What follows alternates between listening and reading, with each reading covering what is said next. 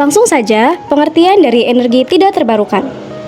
Energi tidak terbarukan adalah sumber energi yang berasal dari alam dan jumlahnya terbatas, sehingga jika terus digunakan akan habis. Contohnya, bensin, minyak bumi, batu bara, dan gas alam. Energi ini terbentuk dari sisa-sisa makhluk hidup purba yang tertimbun selama jutaan tahun di dalam bumi. Selanjutnya, asal-usul bensin. Bensin berasal dari minyak bumi atau petroleum. Prosesnya meliputi 1. Makhluk hidup purba atau hewan dan tumbuhan laut, mati dan tertimbun di dasar laut. 2. Tertutup lapisan tanah dan batu selama jutaan tahun. 3. Tekanan dan suhu tinggi mengubahnya menjadi minyak mentah atau crude oil. 4. Minyak mentah disuling atau distalisasi, dikilang menjadi berbagai produk, salah satunya bensin gasolin. Kemudian, pengertian bensin. Bensin adalah bahan bakar cair hasil penyulingan minyak bumi yang digunakan terutama untuk mesin kendaraan bermotor seperti mobil dan sepeda motor. Nama lain, gasolin dari Inggris atau petrol dari Britania Raya. Selanjutnya, dampak positif bensin menjadi sumber energi utama bagi kendaraan bermotor, mendorong pertumbuhan ekonomi karena mempermudah transportasi barang dan jasa, meningkatkan mobilitas manusia dan kemajuan industri, mendukung pembangunan di berbagai sektor seperti perdagangan dan pariwisata.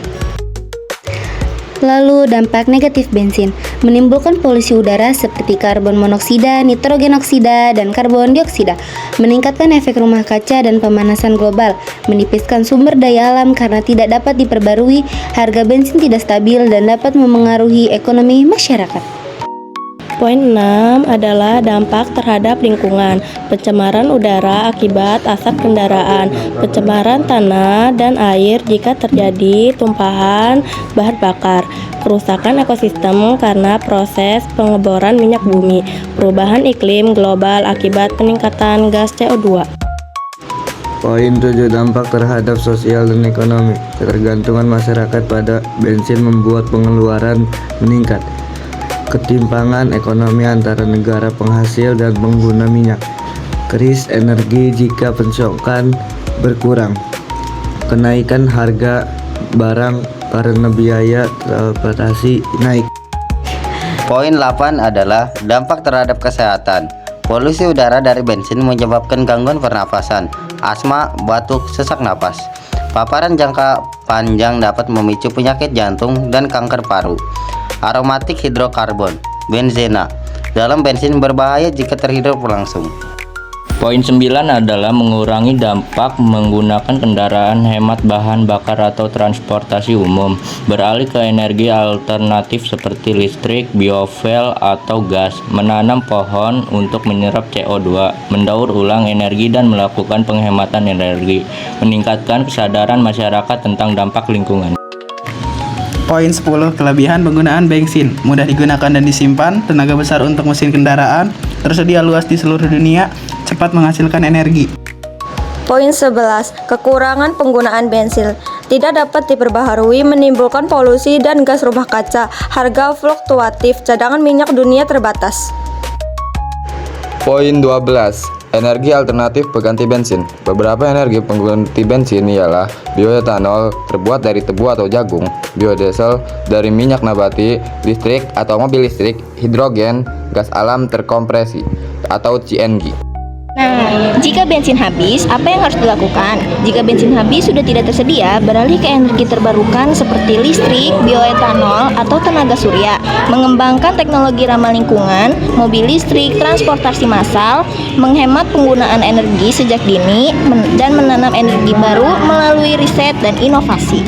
Komposisi dan sifat bensin. Bensin tersusun dari senyawa hidrokarbon dengan rantai karbon C4 sampai C12. Mengandung campuran yang pertama alkana 40 sampai 50%, yang kedua sikloalkana 25 sampai 30%, aromatik 20 sampai 30% seperti benzena dan teluena. Bensin bersifat mudah menguap dan terbakar, tidak larut dalam air, memiliki nilai oktan yang menentukan kualitas pembakarannya. Proses pembuatan bensin. Bensin dibuat dari minyak mentah curah oli melalui beberapa tahap. Dikelilingi minyak, Distilasi ferosonal memisahkan komponen minyak berdasarkan titik didihnya. 2.